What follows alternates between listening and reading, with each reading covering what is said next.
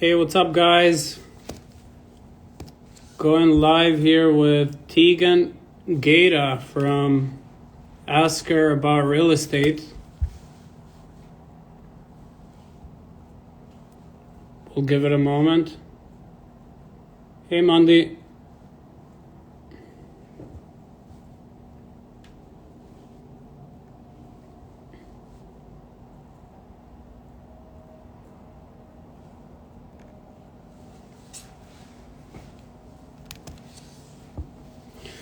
What's going on, brother? How's your day going?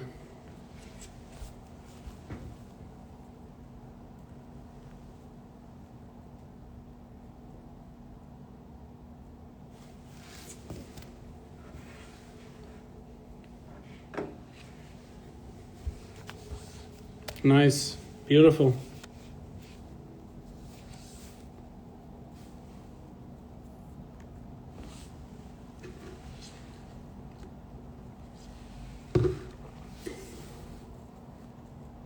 All right, we're waiting for Tegan here. She should be in shortly. Thank everyone for joining.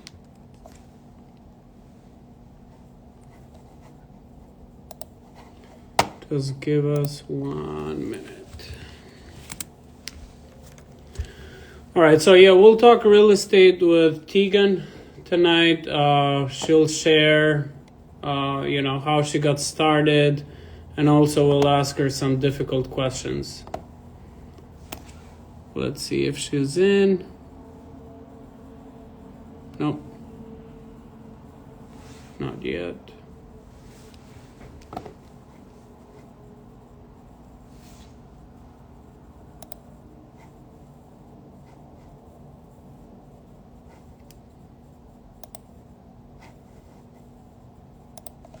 All right. Waiting for Tegan here, guys.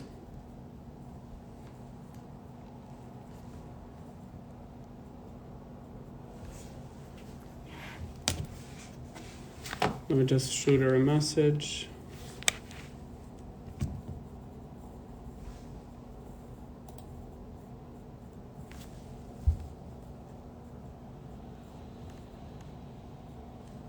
Hey, thanks everyone who's joining and patiently waiting as we get started. Just quickly shooting Tegan a message so she joins live. There you go.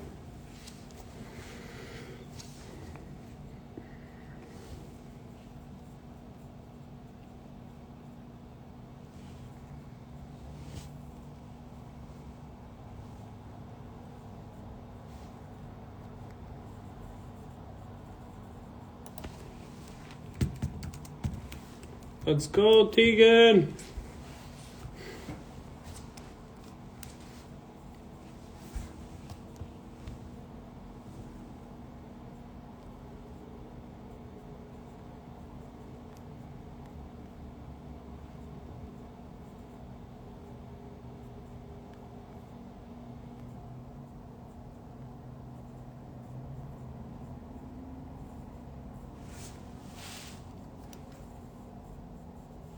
All right, hold on.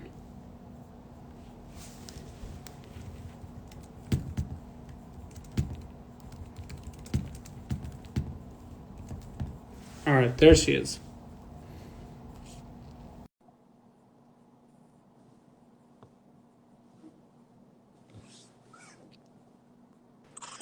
Hey, how's it going? Sorry, you had started a live too? I started live, yeah. Sorry. It's it was 6 o'clock and I got a lead calling me, a buyer lead. So for $1 million. So hey, how about that? I mean, I can wait a few minutes. No, I told her I'm in a very important meeting. So That's I'm awesome. trying to get my logo in here, but hey, we got a bunch of folks joining already, so this is great. Karen just joined. Johnny's in here. Yeah, is here. this is awesome. Thank you for doing this. It means a lot. I hope we can provide everyone as much value as we can. But oh, there you go. Getting myself set up here. It's not easy being live. No, I know. To get the We're light. we're we're we're getting better at this. Yeah, you're good at it. You've done it a few times now. Yeah, a couple of times. So yeah, just want to say thanks to everyone who's joined us. If you want to ask us any questions, we'll address them as we go, or maybe at the end of our conversation. Thank you, Tegan. Again, Tegan is also known as Ask Her About Real Estate, or that's how I remember you initially following you. Very inspirational. I've learned a lot, over the past year and a half that I've followed you. And I think we can all learn a thing or two. Tegan, if you don't mind sharing like how you got started in real estate, what made you pick Ask Her About Real Estate? I think that's very catchy too. Oh, well, thank you so much. And I'm sorry if I cut out. I just I was getting a call there, so I might. No worries. Too many people interrupt me. I told everyone not to call me between 6 and 7.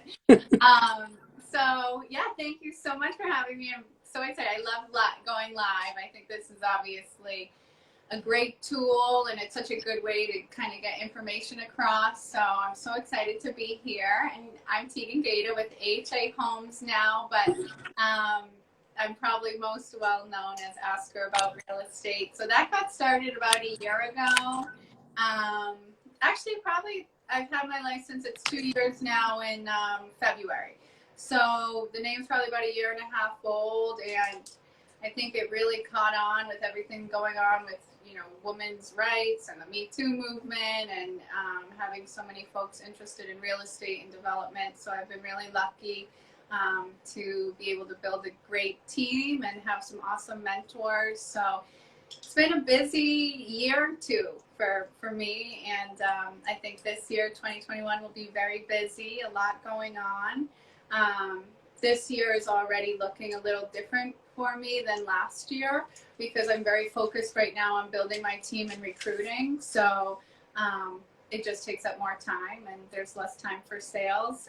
But I think it's all about growth. And I saw Megan just joined, and Alana. So hi, thanks for joining. And like, my agents are killing it. So I think Megan already had like 3 closings, and she like every day it's like closing day for her. So was Megan your first hire? Megan was my first. Yeah. Yeah, that's awesome. I remember. Yeah, that's amazing.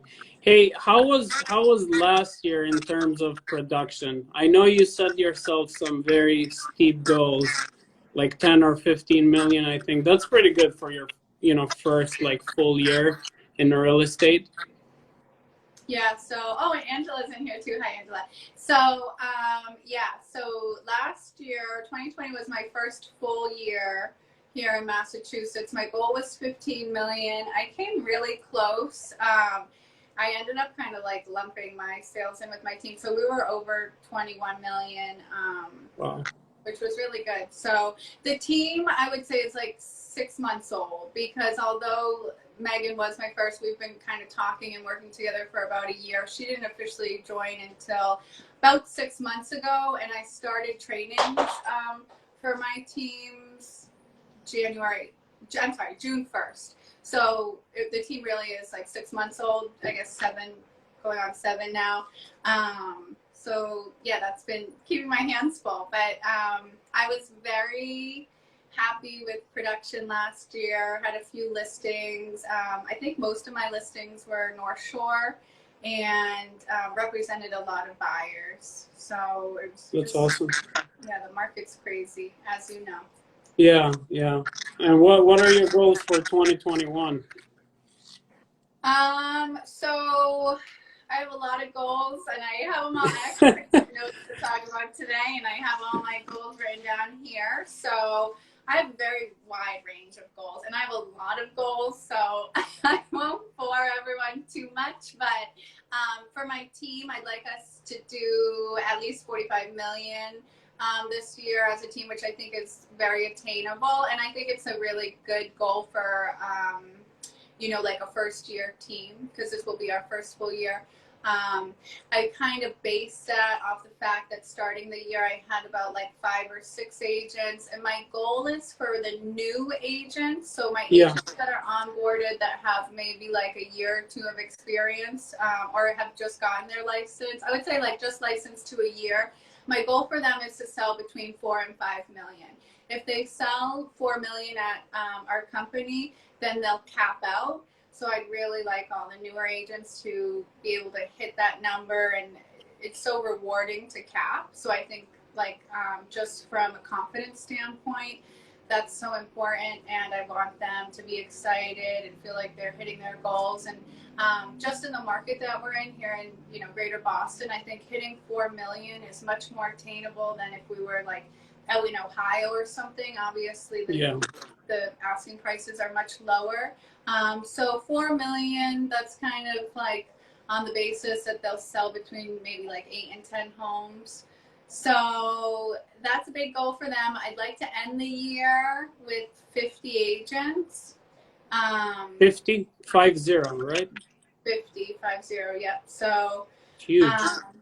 Right now I'm kind of targeting agents with a little more experience, maybe like 3 to 5 years. I've talked to a few team leads, people that might manage teams, and you know, if I get one person, they might bring on another like 5 or 10 people. So a lot going on. So hopefully we grow in numbers. I think I have like 2 agents this week that I'll be interviewing, and one is in like the 3rd round of interviews. It's looking very positive for her. And that's awesome.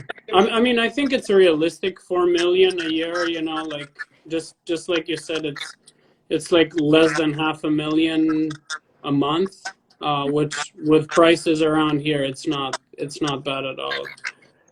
Less than, I would say, like 1 sale per month. I mean, starting out, it's tough, but if you know, if they're doing what you're doing, being out there on social media, exposing themselves, and I mean, when I started, I don't know, like I think I called every person on my, you know, on my contact list. You know, I mean, I did have a book of business from my, you know, banking world, but still, it's realistic what you're saying. And how many people do you have now on your team? So my team right now is, I think we're at like 12. Yeah, no cap. I'm reading comments as I go here. So we're at about 12. So the interesting thing about my team is we have, I think, 6 agents, and then so we have like, I have my team of agents, so I call them the team of agents, or the HA Homes, kind of like the EXP team.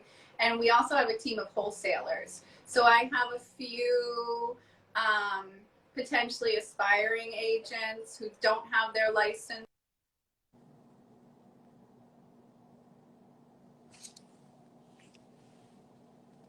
I kind of lost your voice there. Can you hear me?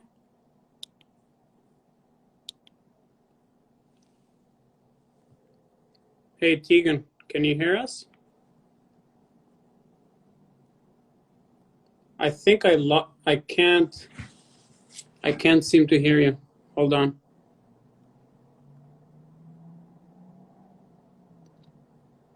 Let me put you right back. Hold on. We can't hear you.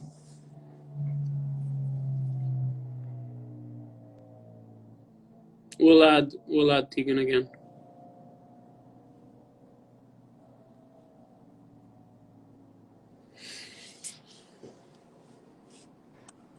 Sorry, Hey. I'm getting a phone call. It's just. Yeah, I think that's what it was. So, hey, calls. sorry to cut you off there, that you got cut off. But no, that's awesome. That's huge goals. I mean, I think EXP has just been like exploding all over the place, in a good way. You know, like so many new agents. What is about their platform that is making so many agents like join them?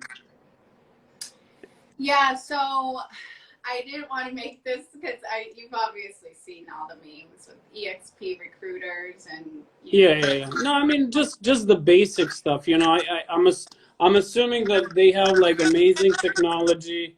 I mean, you do these like avatar meetings, which is pretty cool.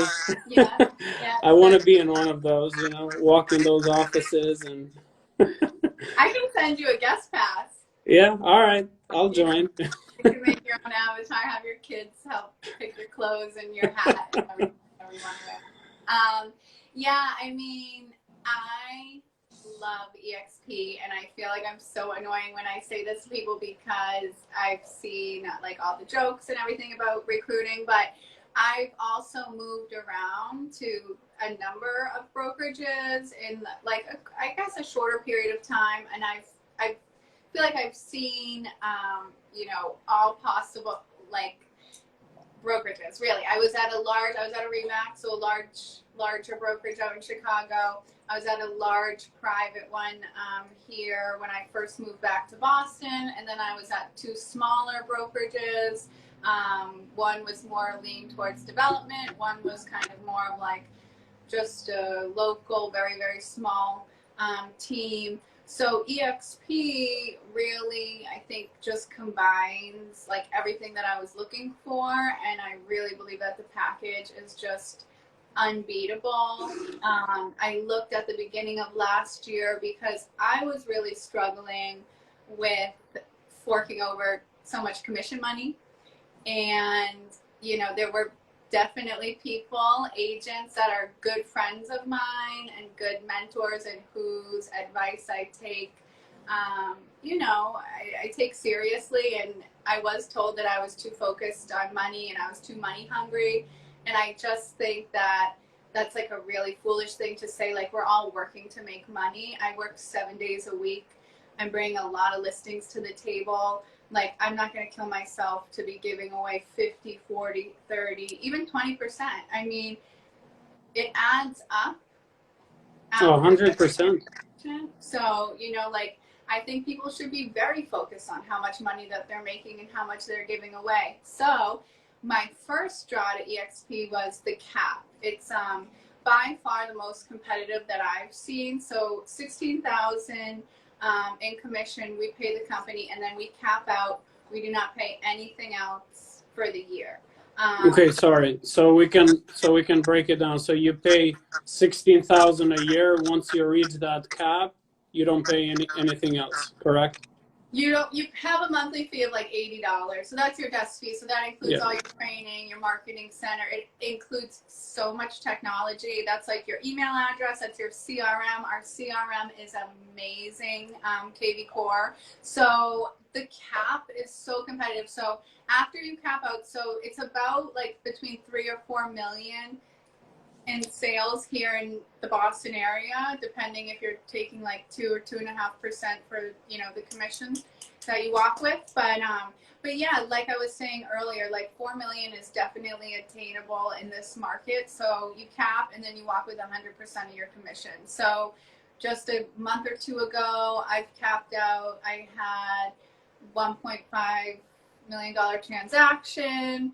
Yeah, you can cap out with a few. Yeah, that's amazing. It's a lot of money. At the end of last year, I want to say, when I first left one of the brokerages that I left, I did the math, and like just with the transactions I had on the books, that I think I had like 4 or 5 closings coming up, I saved like $75,000 by moving. Wow. So that's a lot of money. Like I was 26 at the time. Some of my peers are making $75,000 salaries or less, So it's like, why would I give that up? And you save that money. Yeah. And I'm sure you can find many ways on how you can use that money, like marketing. I mean, we've spoken before together about Zillow leads or any other leads out there. That's a great way to spend it. I mean, 3 to 4 million. I mean, for a regular, realtor, I don't think that's that's not like an aggressive goal for anyone. So anything over that, that's money in your pocket.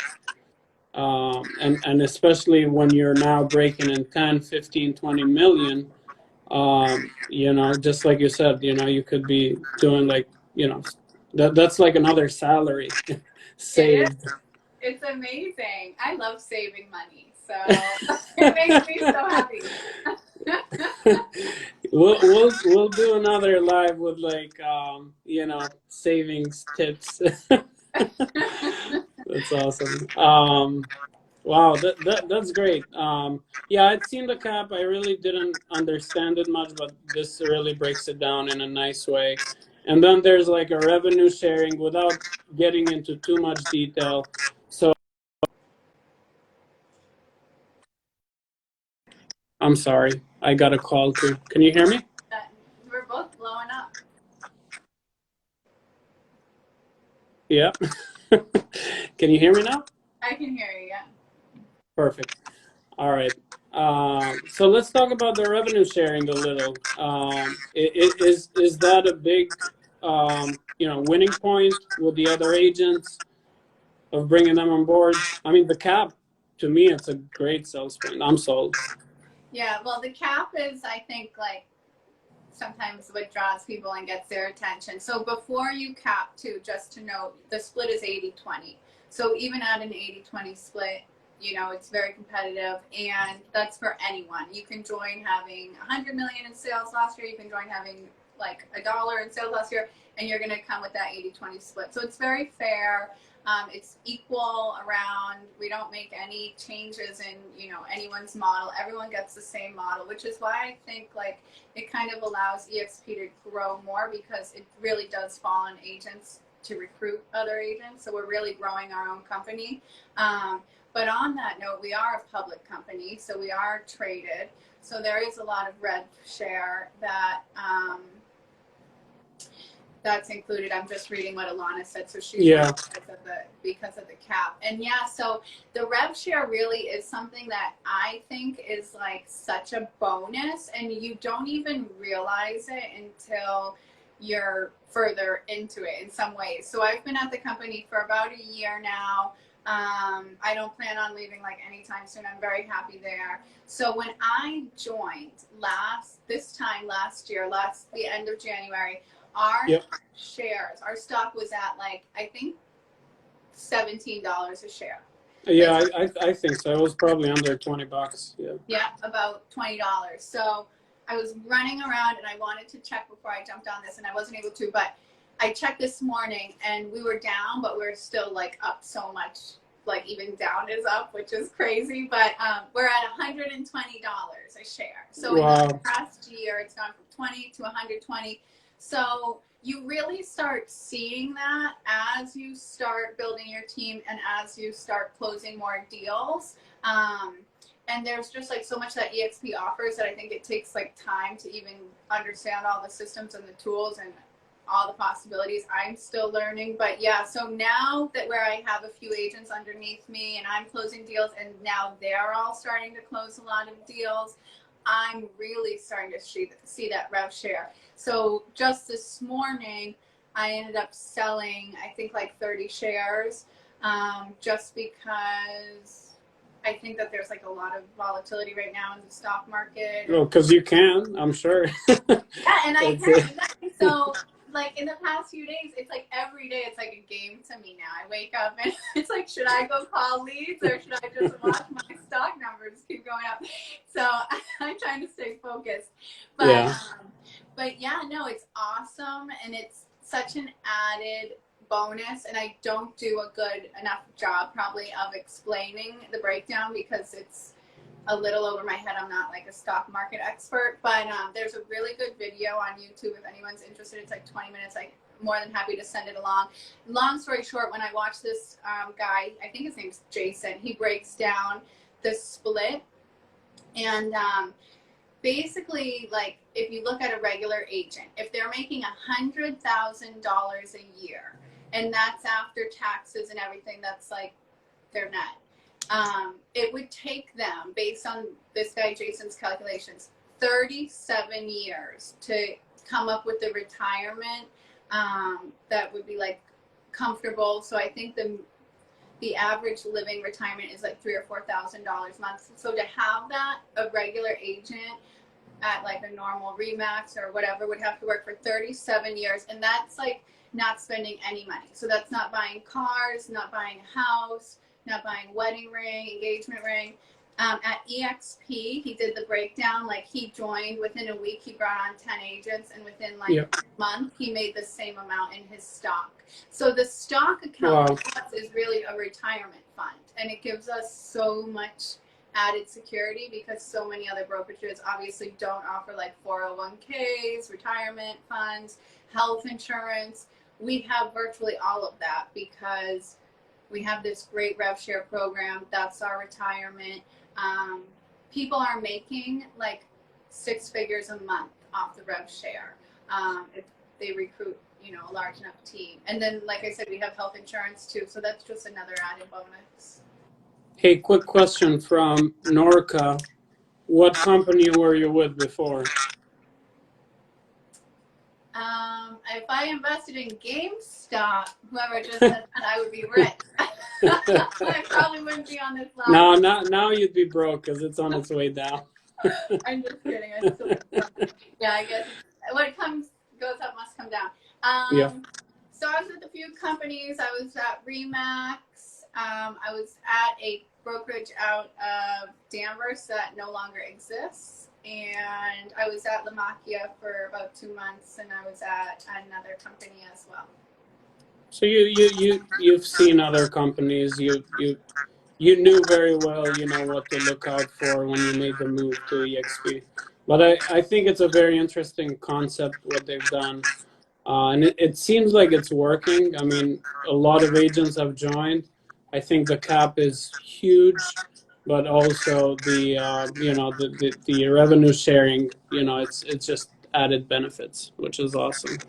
I don't want to make this an EXP conversation, but if anyone's interested, just please reach out. I have a couple videos I can send along, some resources. I mean, like, it was the best thing I could have ever done for my career, and I really, really, truly mean that. And there's so much coming up now with like Zillow becoming a brokerage. So many people are so nervous about that. I'm not even really sweating it, and I've been listening to a lot of podcasts.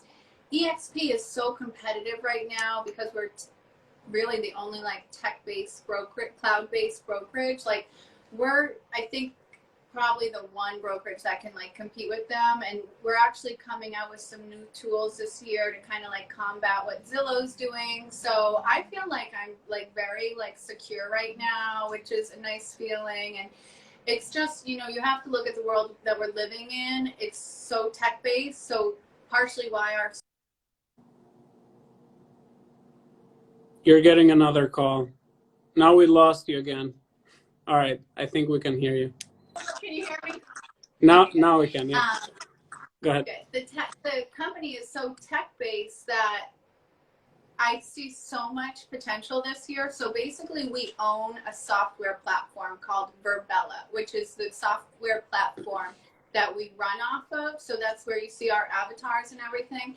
Yep. Waverley is basically like the next step to Zoom. And I was on a call last week. I do some work with a local nonprofit here in Massachusetts. We're in the commercial real estate kind of sector, and we work with a lot of government officials. So we had a call, I think it was last Thursday, and it was all these like government leaders, leaders at like big banks downtown Boston. It's like a really good group. And the conversation was focused about like Zoom burnout, because everything right now is being done on Zoom. And it was so funny. I had just read an article before the call about like basically there's going to be all the need for like this Zoom alternative in the near future, because people just can't really take it anymore. They're doing like social activities on Zoom. They're doing work on Zoom. Everyone's on Zoom all day. So like Waverley is the next step. It's like, you know, you're going in, you're talking on your microphone, you're interacting with someone who's like sitting at their desk in Nebraska, but your avatar is shaking their hand. You tell them I close a deal, your avatars are like dancing together. So because of the software platform, I think our stock is going to continue to rise, and I really don't see like any limits right now, which is exciting. Yeah, because I mean, yeah, it's just the number of agents joining. You know, the more that trickles down, you know, obviously the more revenue for the company. But you know, they've made it in a way that they're not being, you know, they're being kind of selfless in a sense by capping themselves, but also offering many benefits so more agents can join, which is pretty cool. Um, all right, let's move on from EXP. EXP is great. We love it. Tell us a little about, you know, more like the current market, state of the market, where we are in real estate in Boston or surrounding neighborhoods, and what are your predictions for 2021? Yeah, so I think, and I can't tell the future, but definitely, who knows after the year we had last year. Hey, I mean, we all have our own predictions, so. Yeah, I mean, obviously, the suburb market has seen a ton of growth. Um, so, for those of you who are watching and that follow me, I obviously work with a lot of developers and investors, and we're being very strategic because I help with some project management about like the way that we're building facilities and also where we're building them. Hi, John. Um, so I would say it's really interesting. I would definitely like we're looking for flips and for any projects. We're looking to do more like neighborhoods now in suburbs. Looking for a lot of projects in Brookline and Cambridge. I think those markets are closer to Boston, closer to the city, but they're pretty solid. And we're invested in good projects that should move quickly and I think they'll be nice. I think there's still a demand. I have one client, he has some big builds down in South Boston. He's getting a little nervous about those. I think he has 2 or 3, and they're going to be like over 50 units. And they probably won't be done for like another year and a half, 2 years. So numbers, I think in South Boston, definitely properties are staying on the market. Prices are decreasing a little bit just because obviously people don't need to be in the city. There's a lot more remote work. I have one client who started to look at a lot of developments, and once again, it's more like cul-de-sac type as opposed to condo developments, which is what he was doing previously. He's now looking up in Maine, and we had a long conversation about it a couple days ago. I told him that like I think finding a good project in Maine would be like probably one of the best things you could do because so many people want space. Smart. You know, and people like Maine, but yeah, people want space. People don't necessarily have to be like in downtown city areas anymore. So I think it will be interesting to see what happens. For some of the bigger, yeah, go ahead. Yeah, I think single families will be a hot commodity the next 5 to 10 years. I mean, we're all gonna feel like the consequences even after this is gone. People are still gonna want bigger spaces, their own yard. I mean, the city will always be the city. I think there's always gonna be a demand, especially Boston with students. But I think single family investment will probably be very hot in the next, you know, 5 years, 10 years at least. Yeah, I mean, I think that's it's just where you know the where this pandemic has left us, you know, that we all want more space and are more privacy, I would say. Yeah, more privacy, and I see too like I was over there today, a project in, one of my clients has a project in Burlington. It's a big single family, but it has a really unique layout, and it would be really nice for, someone wants a loan for $1 million. It would be a really nice space for like extended family. So I have a few listings I feel like I've had in the past few months. Hey, Casey, where it's been like, you know, a lot of buyers or clients are also looking for, because they are maybe like bringing their extended family to live with them, and they're looking for bigger spaces, bigger lots, and having like family closer together. And then obviously a lot more like office space, work from home space. I will say 2 comments just about like the bigger builds that we're doing. So I have some plans over there, but I can't grab them right now. They're hanging on the wall. No, that's fine. But that's like, so we have this 38 unit build in Weymouth, and we kind of started this project before the pandemic, and it just got passed through zoning. So we've been working on it for a while. That's awesome. It's approved. But now it's a matter of like rethinking amenity spaces, which is something that I've been pretty focused on. Like, are people going to want gyms like maybe they used to? Are people going to, what amenity spaces are people really going to want? Because before we were thinking about this, before the pandemic, like we wanted so much, like a rooftop and a bar and a this. But Someone loves your nose.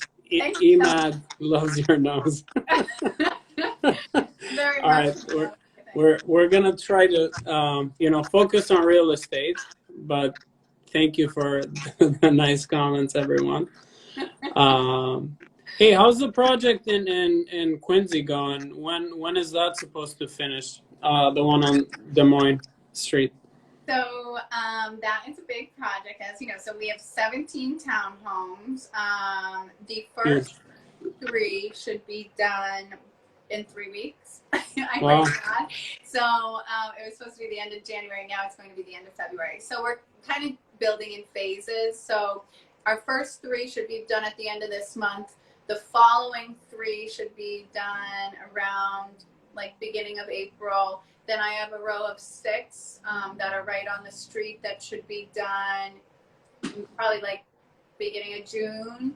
And then there's like a row in the middle of 5 that will be done maybe end of July, beginning of August. So I'm hoping the entire project is done by the end of the summer. And I'm hoping that, you know, despite COVID and everything, we can do some, like, I want to do kind of like a block party, you know, and some fun big open houses and everything, because it kind of has like a good turnaround area. And because we're building in phases, if I do a block party, like people that have bought from us can come to the party, people that are under agreement can come, whatever. So everyone can be invited. Yeah, and there's actually, my house is like a minute away. So there's like a nice park right there, you know, which would be great. Yeah. Let's, that's a great idea. It's changing. Like, so I don't know if you're aware of what's going on with that naval shipyard across the street from. I think they're just demolishing some of those old buildings there, which is great. But yeah, I don't know what the whole plans are going forward. But every day it's like, oh, I'm going to do research on this, and then I guess I forget. But so what my builder told me is that I think across the street they're doing like some type of apartments, luxury apartment, and like some restaurants. So I do think that area is changing a bit, and it's a nice area. You have the bus line right there. You have the train not too far, and Quincy is awesome. Like, I've been spending so much time there. I'm sure you love it living there. Yeah, we're talking about Quincy Point, guys, in Quincy. So for those of you listening. What other projects you got in your pipeline? You got Weymouth, Quincy. What else? Weymouth, Quincy. The same client has probably at least like 100 units coming to Dorchester in the next year or 2. You're right, Andrew. It's no Everett Square. I have an off-market deal in Everett. I know you've talked about it, Andrew, with my agent Diego. So I hope he got you some more information today. And yes, David, the houses do look beautiful. So have a bunch of off-market deals right now. We have the lot in Everett, which is like an okay deal, but I think it definitely needs like, to go through the whole process. So it would be good for a well-known zoning and eviction attorney, and that's that we've already found the buyer for that one. And the seller would, I think, definitely be open to taking any contingencies. So zoning contingency is fine. I have some off-market deals, like a couple lots in Lynn right now. We have off-market places in Quincy. We have like a couple single-family homes. We have this partially demoed house that if you want to flip, you can flip. And then for projects, a lot coming up in Dorchester. We have a number of units that will be available in Brookline in April. Those will be 3-bed, 3.5-bath townhomes with yard space. They'll be listed around 2.5 each. Is that the one that you had like a video demolishing the place, you and your girls? Yeah? Yeah. The one in Brookline? Nice. Nice. Hopefully we'll get over there, and I think they're doing the walls in the next few weeks, so we'll get over there to do like an update video. One That's thing nice. I wanted to mention about that project, and I almost don't want to say this because I'm sure the builders that know what they're doing already know about this, but I don't want any newbies to steal our idea and bring us any competition. But I'll tell you guys, since you tuned in.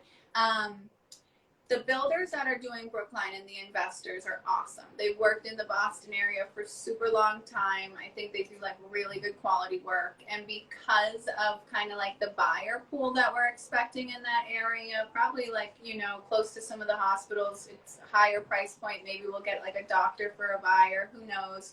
But I think especially now with COVID as well, a lot of people are so like health focused and conscious of air and what's going on. So what they're planning on doing, we had a meeting about this a few weeks ago, is instilling these, and I forget, it's included, we're coming out with a magazine in a few weeks, so there's a plug to my magazine.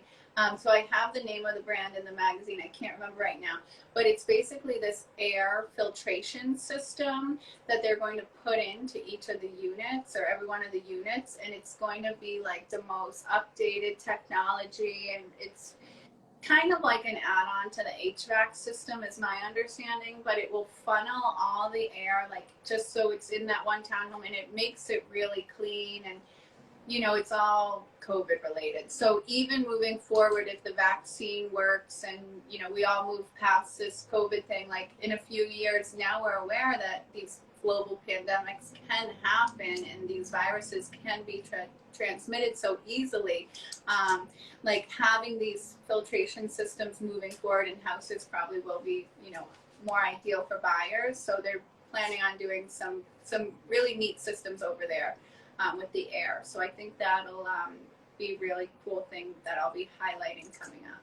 Oh, it's smart. I mean, it's smart. It makes sense. It's a great selling point, and I think anyone what are they going for? 2.5 million, you said? Yeah, 2.5 million. Yeah, anyone that's gonna spend 2.5 million, I think they're gonna want to look for have a good filtration, air filtration system. They don't want to buy one of those Dysons or, like they want it all in. Yeah, and everyone wants like the latest technology too. So like, if you can kind of tell the buyers, hey, you're going to be the only ones in this neighborhood to have this system, it kind of makes them feel too like they're getting something that no one else has. Which are they going to have a plug-in for the electric outside? I mean, that's got to be a must these days, right? That's a good, I think they will, but that's a good question. I should talk to them about that. Yeah. There you go. We're all about good tips here. Eco-friendly. Yeah. I mean, I think so. I think the Biden administration announced that they're gonna have like an all-electric fleet going forward. I don't know in how long, but most states are moving towards all-electric car sales. I think California by 2030. I think Massachusetts by 2035. So we know we're going towards that infrastructure, very soon. Yeah. Any other projects? Well, we have the house in Burlington. That's just a single family. That's one of my partner client duo group. They're awesome. They're really good clients. That house will be coming to the market probably at the end of this month, and that's going to be really nice. So I'm excited about that one. And what else? A project up in Revere, some condos that are coming on Arcadia Street. They won't be done for a while. I will say through the pandemic, and Revere is like my favorite place. I want to live there and I want to sell there and everything.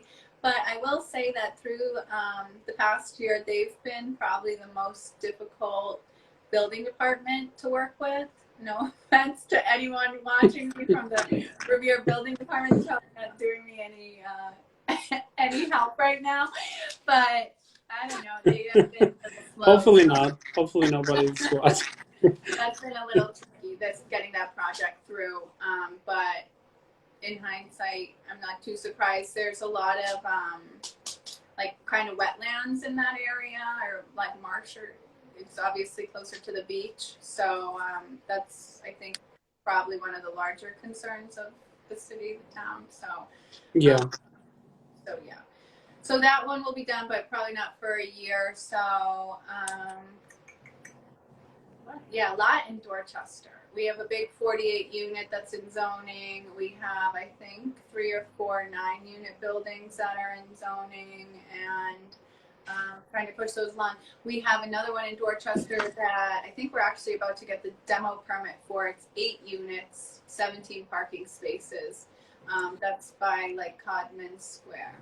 So these are 2022 projects? Those will be built. Yeah, we'll start breaking ground. I think for the 8 unit, we'll start breaking ground in the next month, and then okay. It will take probably about 9 to 12 months to build, and then we'll get it on the market probably before, honestly, it's built. But that's awesome. But yeah. Hey, if you have time, we can talk a little about social media. I know it's a struggle for all of us, time consuming. You're doing a great job. You're consistent. What are some of the strategies that you're using? Social media management tips. What can you recommend out there? So I handed over my Instagram about a year ago now to a good friend of mine from college. So I've known her for a few years. Oh, I'm the queen of, thank you, Joey. And now I'm telling my secret. It's actually me and all these other people behind the scenes, so I can't take all the credit. But about a year ago, I was getting really busy, and you just have so much going on. And my girlfriend from college is a little younger than me. She's super trendy, has really, really good taste, and she's very good at Instagram and getting followers. So she kind of started helping me about a year ago, and in the past year, it's amazing to see how things change and what opportunities can come up. In the past year, she's kind of taken over my accounts. I pick all the pictures and everything on this Ask Her About Real Estate, but she's totally handling my team page and my staging page. She really handles too. But we've basically created a marketing company. So now, a year later, I got so much attention off of my Instagram. Everyone's asking me, how do you manage it? How do you put these together? Because it's so time consuming, as you know, making the post and then remembering every day to post it. And I color coordinate all my posts. So now I can't post a picture of me in a red dress if I post blue yesterday. So it's so much planning. I have to plan in advance what I'm gonna wear different days to make sure it fits into our marketing scheme, and it really does make a difference. So so the next 2 weeks, if you see me wearing pink or red, I know why. But yeah, so she took over and she just did such a good job. So we kind of started promoting the marketing business. So now it's both her and her sister. I had 2 marketing coordinators. We have like at least 10 marketing clients. We work with lenders. They have a couple attorneys that are using them. They have a couple financial advisors, a couple agents. So, now we have a new LLC, and they're now running with their own business. But they have really good client base. My girlfriend ended up losing her job because she did have a full-time job last year. She was on unemployment, and it kind of gave her the opportunity in a way to like ramp up the marketing business. And it's really low cost, and it just saves me a lot of time, and it makes sure that like everything is on point, and I get a lot of leads from social media. So it's like, Yeah, I was gonna ask that. I mean, it's obviously a lot of time consumption initially as you're growing, as your follower base is growing. But are you getting business now? Like, are you getting like 1 lead a week or 1 lead a month? Is there any hope out there that we're gonna get some business out of social media? Yeah, no, I do check my Instagram personally, but not I don't even think I have like access to the AHA Homes message thing. So if anyone wants to talk to me, they can message this account. But yeah, I do. I get probably like at least like 5 weeks like in a business week. 5 leads? Yeah. In a week? Yeah. So It's pretty good. Yeah. And I mean, we're not talking about solid leads, but it could be anything, an introduction to someone. I mean, I've definitely started to see the past 2 to 3 months, I would say, more activity. I had one recently, I mean, actually today on LinkedIn, that it was, the son introduced me to his mother that's a realtor. So it doesn't need to be a direct sale, but I mean, I'm seeing all the work that I've done. I mean, it's coming along now. So, but that's great to hear that you are getting a ton of leads. It takes a little bit of time, and you have like the first step is the content. So at first you're like going live and there's like no one there, and you're posting and no one's liking it. But it's like you have to keep doing it, because then people will obviously like you'll start getting attention, and people will start searching you as you meet people. Like the worst thing you want to do is meet someone in public. They go to your page and it's like they can't find you, then it's like you're never going to get that lead. But like you said, it's also, I'm posting all the time, and it's people I'm not even thinking of. So my kindergarten teacher, like 100 years ago, her daughter, obviously, like, we're connected on Facebook, we're connected on social media. She sees every day, like, my post. Her and her husband bought a house. They reached out to me. I ended up selling them a house. So wow. Same thing. It's like, you want to get your organic network, and like the posts are reminders. But yeah, no, I get a lot of leads. The funny thing is I get a lot of leads from like investors, developers, and even listings. And I feel like for some reason I get less like first time home buyer leads. I don't really probably see many of those. No. In my DMs, whatever you call it, inbox. Yeah, but for your world, I mean, developers, it's new developments. It's where it's at too. I mean, for you, it doesn't matter whether it's first time home buyer or a new development. Mm-hmm. Yeah, That's the pretty developers awesome. are good clients. So Yeah, they take longer to pan out, but they eventually, you eventually get there. They definitely take longer. What else was I just going to say? It might also be just like based on my content, because I'm obviously putting out like more like plans, and like, so maybe that ties into it too. I don't really know. True. But yeah, there's a lot of systems like that now where people put like a pretty low monetary value, like a couple $100 a month, and just like I think taking that off your plate, it does make a big difference. Like if you are not able to post at least like 3 or 4 times a week, like I would say give it over and let someone manage it. Like it takes literally maybe 3 seconds to post something, right? Right. Right. But like I said, there is a lot of planning, and there's the creating the content and everything. But Exactly. it Yeah, should. saying the right thing, posting the right stuff, the right colors, like you said, Yeah, yeah. um, Hand it over. I think that it's smart to invest in your business. You should be spending some money and finding systems. Like maybe it's a marketing person, maybe it's leads. But, as a new agent, especially, I think you need to invest a little bit and get yourself going. And then you will have more, a natural audience too. yeah, 100%. So a few $100 can get us like 3 to 4 social media posts a month. Is that what you're telling us? Yeah, reach out to the Good. formula. I have to give them. I have to give my sister company a plug. But Mary Grace and Isabel, they're awesome, and it doesn't have to be them. I know that there's so many of these companies I've seen now popping up too. I think this is becoming a more popular thing.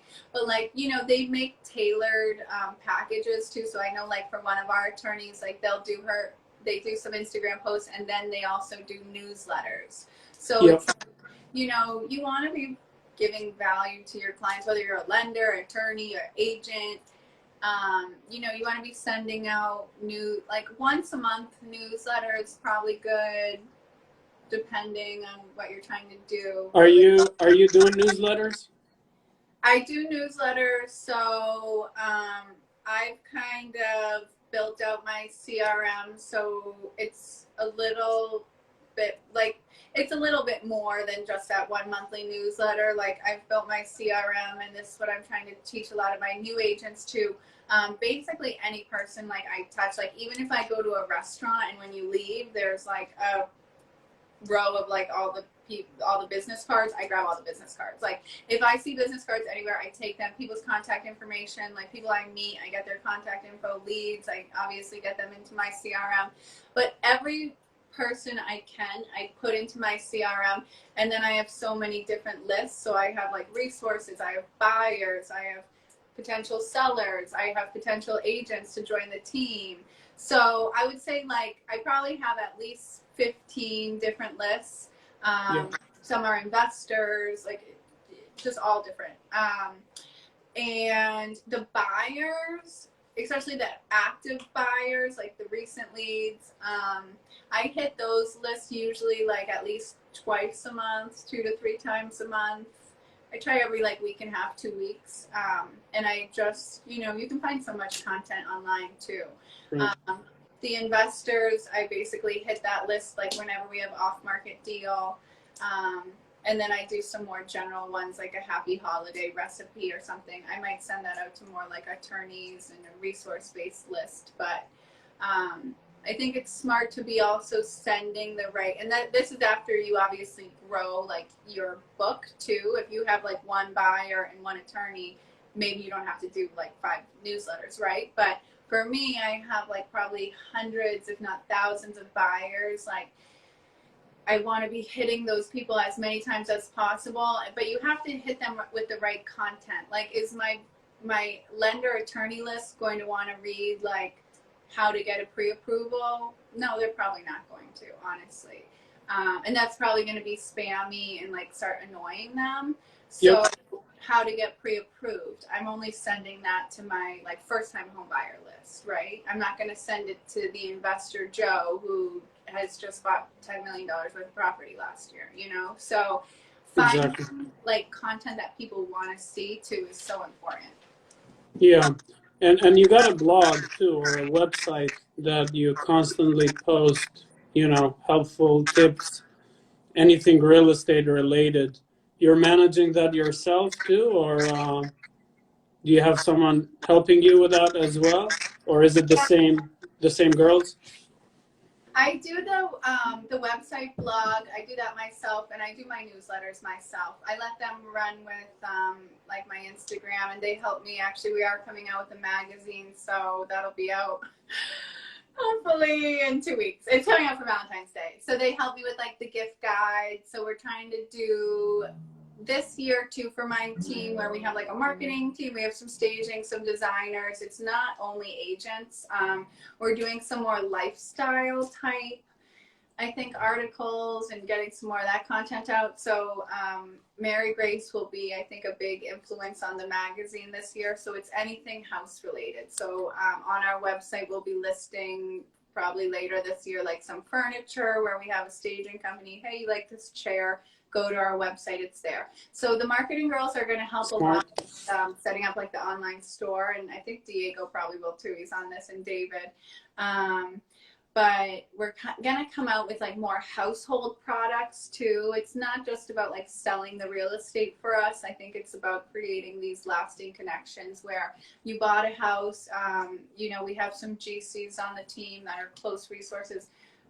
My client buys a house, they want to remodel the kitchen. Okay, we have an in-house GC and we have an in-house interior designer. So before the closing, let's sit down, let's talk about your tile selections, and let's get a plan in action with our GC and get you some pricing.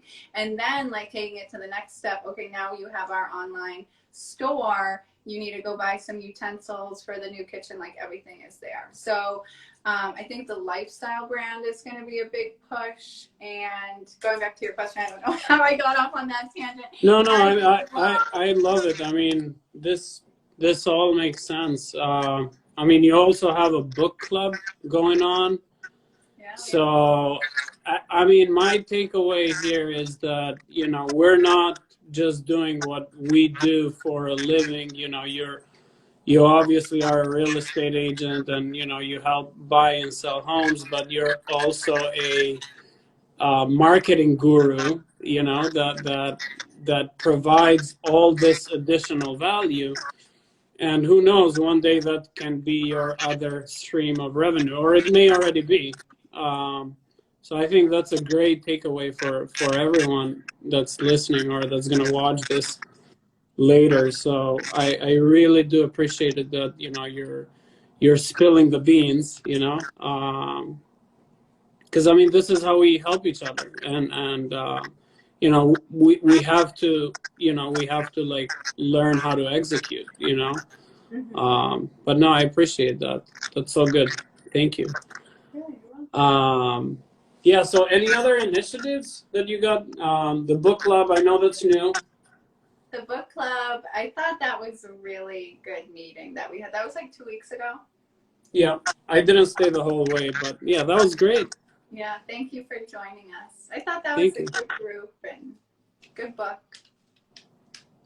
Yeah, awesome. So yeah, so we have the book club, the block party. Oh, the block party. Yeah, we can't forget about the block party. Doing a lot of recruiting, have a lot of listings coming up. What else? I mean, I think it's just a little bit of everything, really. Yeah, no, we've covered a lot. I mean, we've been here for almost an hour, so. Yeah, we have covered a lot. Hopefully, you can save this right on your end. Yeah, I'm gonna save it. I think there's a website too where it will let you like convert it. So I'll definitely send it to you. I think a lot of people made a lot of nice comments about you, but not me, and that's cool. A lot of nice comments for you. People want $1 million. You had a lot of good comments there, but no, I appreciate it. I think we'll get to do this more. You know, I think we're all getting comfortable being live and staying in front of the camera, and I think it's part of our growth. So, you know, the more we do it, the more we can, you know, grow and provide value to each other. So, yeah. You're going live next week with my friend Tom. Yes, and the following week I'm going live with Jim Richards, attorney Jim Richards. Oh, I love don't know if he's, yeah. and I got a couple more down the road too. So yeah, it's great. I'm not gonna tell who everyone else is, but yeah. All right. Well, Yeah. those are two good ones coming up. Tom is awesome. I have to call his mom after this. I knew this would remind me because she's looking to buy a house in Rhode Island. I have my Rhode Island license. He doesn't, so I'm gonna Nice. and then Jim is super awesome. So one thing about Jim, ask him about this when you're on. He is a member, and you would know it too because it's Quincy. It must be the Marina Bay Yacht Club or something, but he's a member there, and it's a really good deal. So, Diego, if you're still on this, my one goal for the year is we're all getting our boating license, especially Diego, and we're getting a team boat, and we're going to be cruising around in Quincy. We'll be probably racing Jim Richard in his boat. So. Yeah, Jim is a great friend of mine, and we'll get to know him more live too. But yeah, he's. I mean, we started in the industry around the same time. That's when he opened his company, and I started in mortgages. And he's done phenomenal. You know, like he's young, passionate about what he does, and you can see the results. You know, he's grown a very, very nice company, brought in more partners. But yeah, I mean, our first meeting was at a Starbucks, and we've worked together ever since. But great guy, yeah. Nice. Well, cool. I will definitely be tuning. Yeah, thank you. Hey, I appreciate you. I appreciate everyone that tuned in. We'll do these more, and yeah, I'll send you the live, either via email or something. I don't know, like a Dropbox or something. Yeah, just send it to me. I'll be on the computer for a while. And if you ever want to do a team call, that might be fun. We could get all my agents on this side and. Yeah. Oh, we got a TikTok training next week. Yeah, you're the TikTok expert. I'm getting there. I saw you post some more today. I don't know. It's just whatever. It's I'm getting better at it. I mean, some of it's educational, some of it's funny, some of it's silly. A little bit of everything. It was like, it had to have been like last week, or it might have been like this weekend, and I think I was pissed off, honestly, and I was on my phone, and I don't know how. I think it was your wife's account. I don't know how I ended up on that, but you're getting so good at acting, because that video where you come in and you hit the floor, that was like, you did your best. We're not gonna share that stuff here. I mean, that's yeah. No, that we do those videos usually on, like, when there's like a day off or holiday. I mean, we're always working, so yeah. we had COVID before Christmas, so I mean, thankfully nobody, everyone was good. But during that time when we were like quarantined, that's what we did, TikTok videos, and that one video, blew up. Like, I think on Reels it has like 2.7 million views. 27 million? 2.7 million, which is still pretty good. That's still a lot. That's a lot of people. Yeah, and I think it has like 2 million on TikTok. Yeah. But yeah, we'll do more of that. Yeah, I'm getting good at this. Well, Alana's excited for the TikTok training. I'm excited too. She's doing good. I see Alana on TikTok a lot, so she's definitely getting very good at it too. Yeah. Alana, I'll have to check out. I don't go on. I'm making my first TikTok tomorrow. I had that in my. You don't have a TikTok? I really did have that in my notes on the bottom. I wanted to let you know, in honor of you, my first TikTok is tomorrow. I don't think I've ever done one. No. Okay. Do one tomorrow. Start with something simple. I mean, there's so many things you can do and so many effects that that TikTok offers, but just start simple. I mean, don't expect you're gonna hit 10 million views, right? You may. Roy Bannon from the Sarkis team, I think one of his posts got like 300,000 views, which was pretty sick. Yeah. I saw his and I was like that he did a really nice job with it, and he got a lot of views, and like it's the same thing like I feel like as reels, you know, it's like you can do quick, you can see the kitchen, you can see the bathroom. So I've already prepped me and my photographer talked about it today, what our plan is, I think, for tomorrow. But you know, you can like cover, especially in I think they're nice for like, yeah, Karen, we'll do one in Miami for sure. But I just bought my plane ticket today. I know my mom's watching, so mom, nice. babysitting. But what was I saying? Like, especially in the large houses, like rather than walk through video, it takes like a couple minutes. Like TikTok, it's so cool. You can be like kitchen, bathroom, master suite. Like I mean, I think you should do it on new construction, and I mean, people love that stuff. I mean, I don't know how often you go on TikTok, but there's all kinds of videos or like a before and after, and you can do the, you know, snap of a finger, and you know, now you're into the after picture, and you know, like you have those TikToks getting, you know, millions of views. I mean, it's just great exposure. The best thing about TikTok is the algorithm is very targeted. It will target people, you know, let's say from Massachusetts, or what you're actually talking about, or what you have as a subject. So it's very good about that. And you know, like if you like, there's people that do like, you know, if you're from Massachusetts, you know, like this video, and you'll see like a lot of people from Massachusetts will get that on their feed. It's just it's very well designed. I think Reels, it's trying to do the same thing Instagram, but it's a great organic way of growth, which as Gary Vee mentions it too, you're getting it mostly on LinkedIn and TikTok right now, because Instagram and the other ones and Facebook, they've kind of turned down the algorithm, so you're posting more and you're doing more, you know, to reach more people. You know, like let's say I'm posting something, maybe 10 or 20% of my followers will view it. Well, with TikTok now, you have a chance of going viral, and you know, you're reaching, you know, 50,000 people instead of, you know, just your own base. mm-hmm. Yeah. Sorry, I kind of went off on a... No.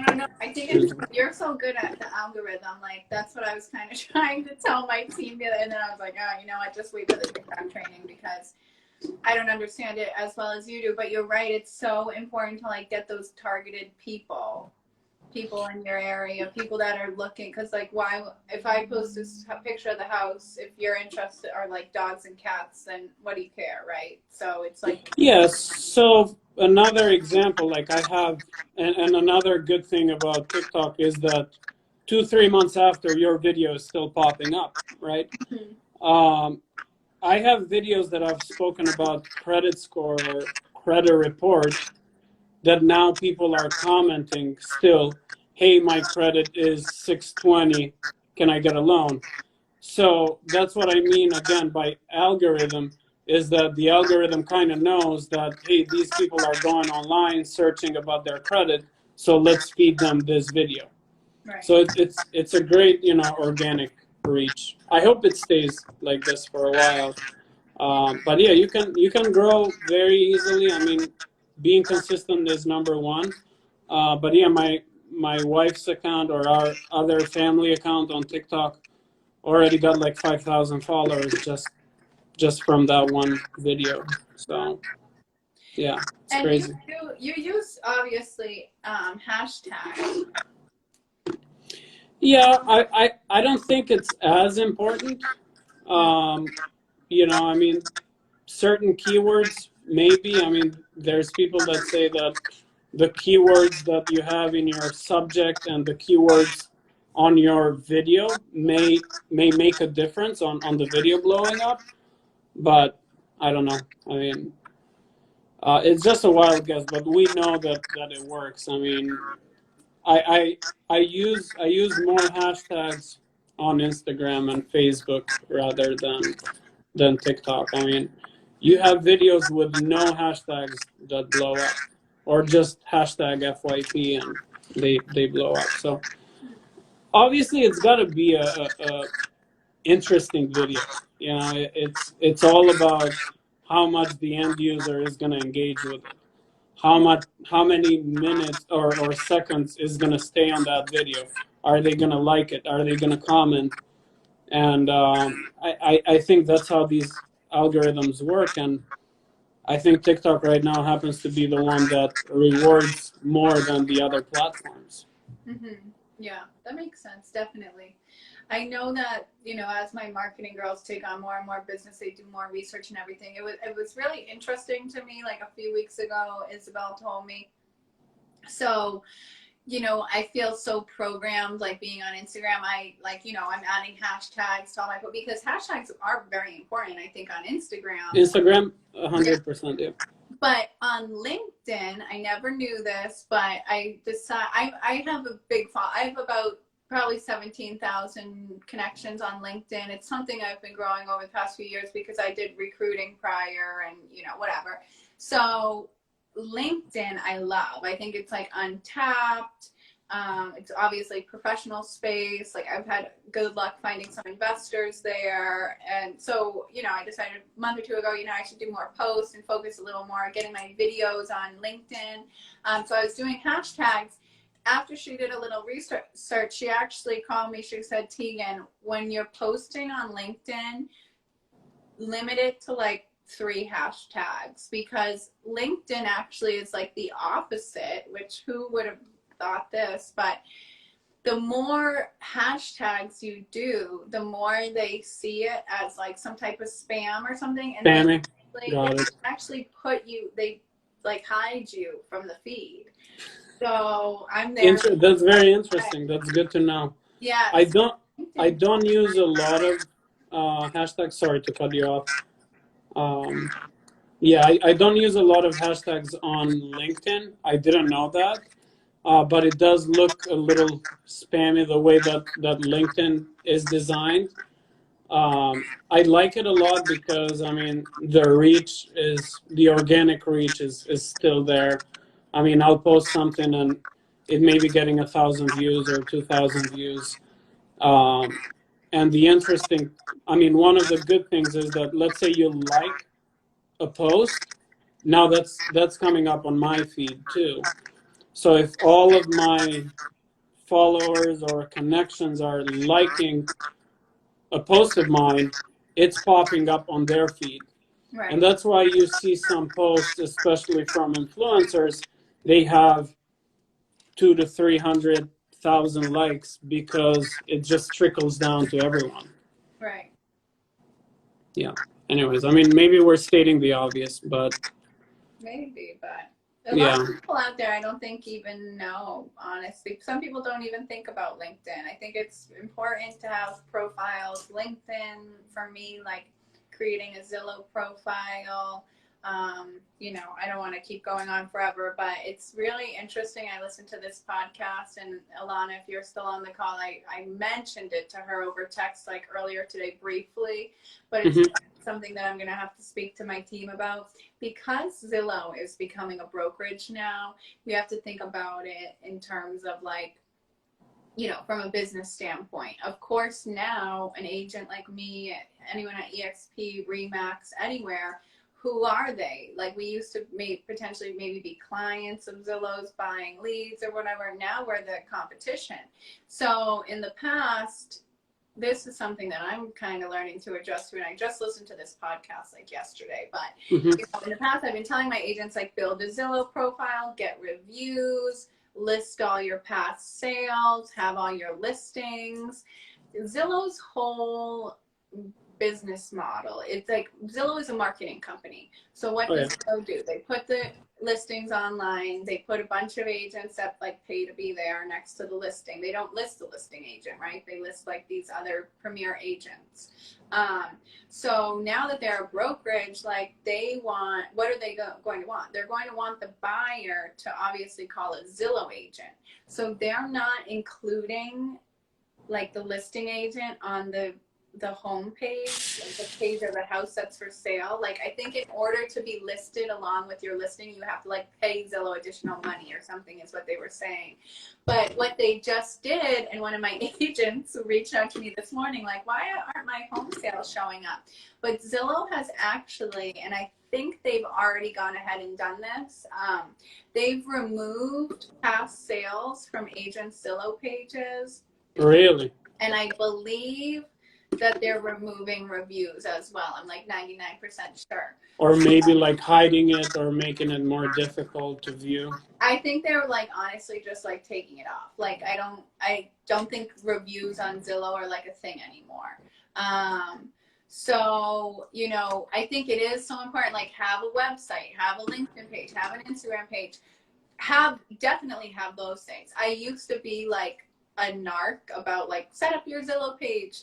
Maybe that might change a little moving forward with like these new Zillow kind of setups. However, it's so important to have a profile and be there because people are searching, and if they go to use you and they're like not going to find you on Zillow, then it might be a red flag. So I think it's like you still want to set up a profile, but that was kind of interesting learning, you know, what they're planning on doing. Interesting. I mean, my thought process is that they're still, I mean, their marketing or the selling of their leads is probably one of their biggest money makers right now. Mm-hmm. And I think they're going to continue doing the same thing even with their agents. I mean, they're going to be Zillow agents, but these leads will still be paid. Mm-hmm. I don't think anyone is just going to walk in and get, 50 leads a month from Zillow. I mean, maybe you're kind of going to be on the back foot. I don't know if you will, but if you're willing to pay, and I know, you have to sign up on a 6-month contract for like $1,000 a month. Mm-hmm. I think they don't want to give that up, and I think they're going to make their own people pay for it.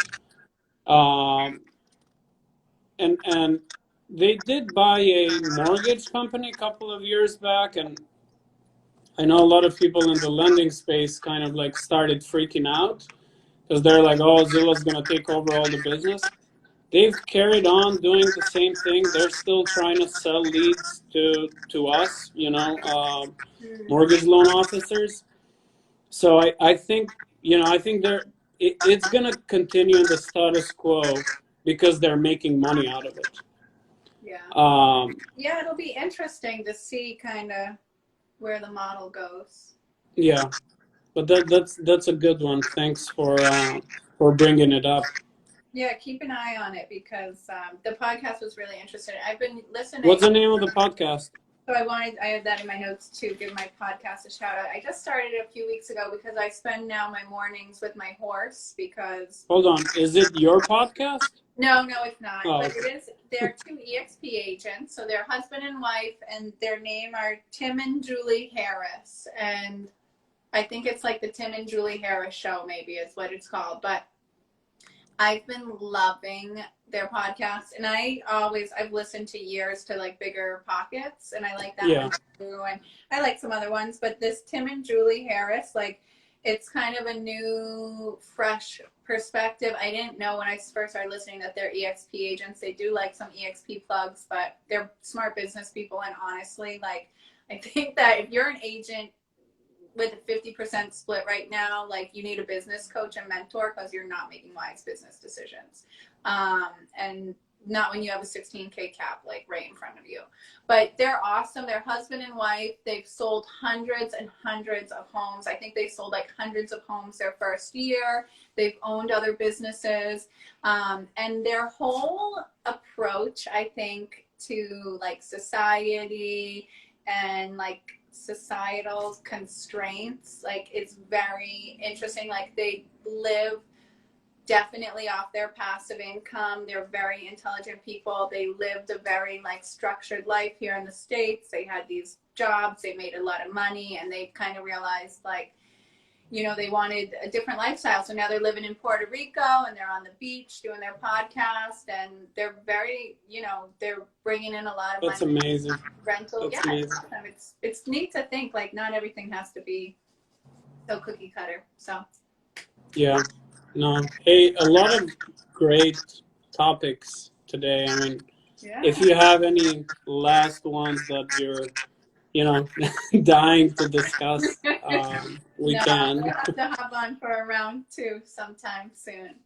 We will. No, I think we definitely will. This was, you know, a lot of great ideas here, and I think people will enjoy. And I know a lot of people tune in after into the one that we'll post, and I'll send you so you can post it too. But yeah, no, it was great. Thank you. Thank you so much for We'll having do me. it again. Yeah, we have to. And I will see you at our TikTok training and make sure, hey, Karen. Karen, you're late Okay. to the party. Karen, we're going to sleep now. It's Karen, actually, I'm going to write our lease because I promised you I would do that last night and I haven't done it yet. So I'll be all right. writing the lease and thanking Karen for getting that deal done. But yeah, thank you so much for having me. So much coming up, I feel like, between me, you, and my team. Nice. No, it's going to be a great year. You know, I love the consistency on social media, and I think without social media, we wouldn't have known each other. So it's great. It's powerful, and I love what it's doing for us, for our business. So yeah, we'll keep at it. Awesome. Sounds like someone's outside. And I tell my mom I love her too because I see she's in the comments. Who's saying love the monkey? Yeah, that's my mom. Oh, is that it? Nice.